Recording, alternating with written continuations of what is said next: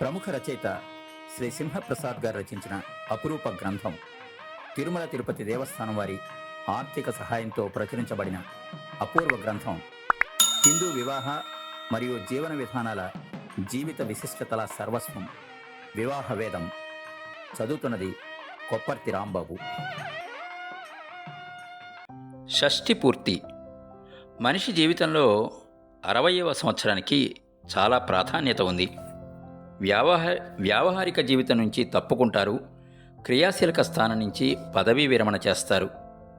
సంతానం పూర్తిస్థాయి వ్యక్తులుగా శక్తులుగా ఎదుగుతారు. కుటుంబ నిర్వహణ బాధ్యతలు స్వీకరిస్తారు. దాంతో వృద్ధతరపు స్థానం పూజ్య స్థానానికి మారుతుంది. పూజ్య అంటే పూజనీయమైనది, శూన్యమైనది. అలాంటి సంధి దశను ఒక వేడుకగా జరిపించడమే షష్ఠి పూర్తి. దీర్ఘ జీవితాన్ని ప్రసాదించిన దేవతలకి కృతజ్ఞత తెలపడమే కాక మిగిలిన కాలం ఉత్సాహంగా జీవించడానికి కావలసిన ఉత్తేజాన్ని ఇవ్వడానికే ఈ ఉత్సవం. ఎప్పుడు చేయాలి? 60 సంవత్సరాల ఆయువు పూర్తయిన పిదప మరలా 60 సంవత్సరాల ఆయువు ప్రసాదించమని భగవంతుణ్ణి ప్రార్థిస్తూ చేసే ఉత్సవమే షష్ఠి పూర్తి మహోత్సవం. దంపతులిద్దరికీ 60 ఏళ్లు నిండక్కర్లేదని, గృహ యజమాని భర్త కనుక ఆయనకి 60 నిండితే ఇద్దరికీ కలిపి షష్ఠి పూర్తి చేయవచ్చని పెద్దల అభిప్రాయం.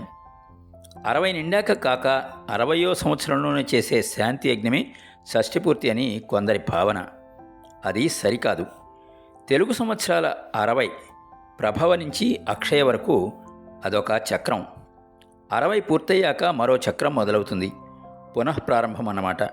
అందుకే 60 పూర్తయ్యాక చేసుకోవడమే కరెక్టు. పుట్టిన అదే సంవత్సరం అదే తిథి నాడు లేదా ఆనాటి నక్షత్రం నాడు చేసుకోవాలి. తిథి నక్షత్రాలు తెలియకపోతే ఆ నెలలోని పూర్ణిమ నాడు చేసుకోవచ్చు. నెల తెలియనట్లయితే ఉగాది లేక విజయదశమికి చేసుకోవచ్చు. ఎవరు చేయాలి? సంతానం కానీ బంధుమిత్రులు కానీ చేయవచ్చు. ఇంట్లో కానీ దేవాలయంలో కానీ షష్ఠిపూర్తి కార్యక్రమం నిర్వహించవచ్చు.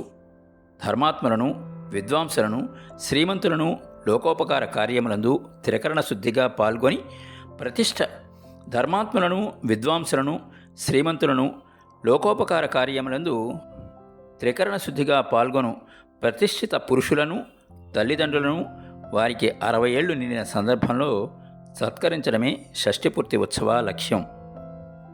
వివాహ విజయం. వైవాహిక జీవితం ఆనందకరంగా ఉంటే చాలు. మిగతా అన్ని రంగాలలో విఫలమైన అతను సక్సెస్ఫుల్ మ్యాన్ అయినట్టే. వివాహ విజయం సరైన జోడీని ఎన్నుకోవడం మీద కాదు, సరైన జోడీగా ఉండడం మీద ఆధారపడి ఉంటుంది.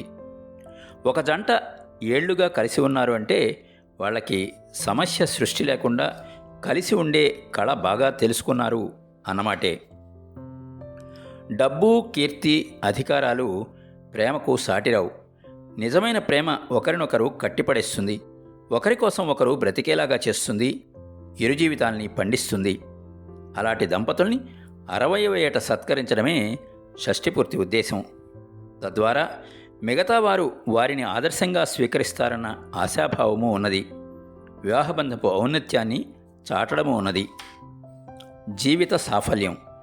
1, 2, 10, 20 కాదు, 60 సంవత్సరాల దాకా సుఖంగా జీవించారు. గృహస్థాశ్రమ ధర్మాలు పాటించారు. సంతానాన్ని వృద్ధిలోకి తీసుకొచ్చారు. ఇంట బయట ఎన్నో బాధ్యతల్ని సక్రమంగా నిర్వర్తించారు. వృత్తిలో ప్రవృత్తిలో ఎన్నో శిఖరాలు అధిరోహించారు. అన్ని రకాలుగాను తృప్తికర జీవితాన్ని, ప్రయోజనకర జీవితాన్ని గడిపారు. పూర్ణ స్త్రీ పురుషులయ్యారు. అలాంటి ధన్యజీవుల్ని అభినందించి తీరాలి.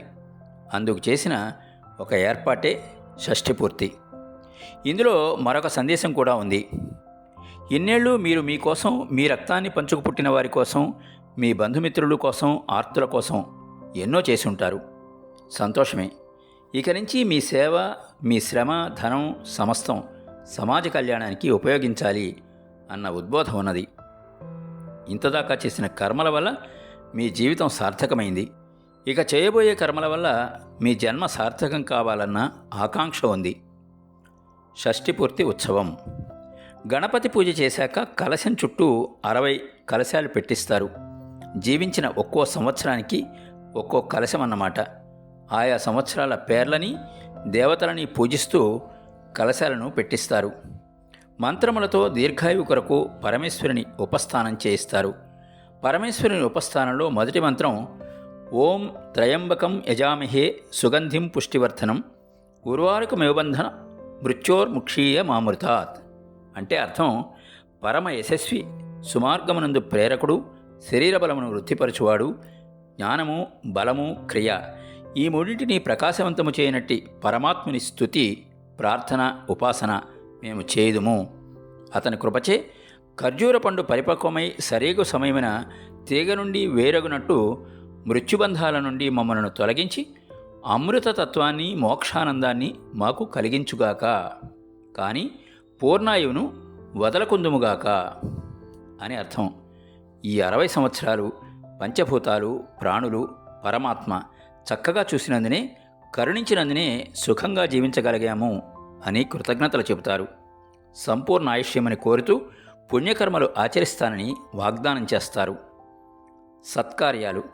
షష్ఠపూర్తి దంపతులకి కొడుకులు కూతుళ్ళు, కోడళ్ళు అల్లుళ్ళు, మనవలు మనవరాళ్ళు, మునిమనవలు మునిమనవరాళ్ళు అంతా గౌరవ అభినందనం చేస్తారు. సాష్టాంగ దండ ప్రమాణం చేస్తారు. నూతన వస్త్రాలు బహూకరించి సత్కరిస్తారు.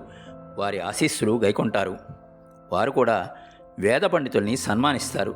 విరివిగా దాన ధర్మాలు చేస్తారు. అందరికీ తాంబూలము పండ్లు ఇస్తారు. అతిథులకి భోజన ఏర్పాట్లు చేస్తారు. జీవిత పరమార్థం. షష్ఠిపూర్తి సంపూర్ణ జీవితానికి ఒక గుర్తింపు. 60 ఏళ్లు తృప్తిగా జీవించారు. ఐహిక సుఖాలన్నీ పొందారు. పిల్లా పాపలతో సిరి సంపదలతో సుఖంగా ఉన్న మీ వారి అందరినీ కూడా ఆ స్థితిలో చూడగల ఆయుష్ మీకు ఉండడం మీ అదృష్టం. ఇది పరమేశ్వరుని కృప. ఆ దశ పూర్తయింది. అక్కడ మీ పాత్ర ముగిసింది.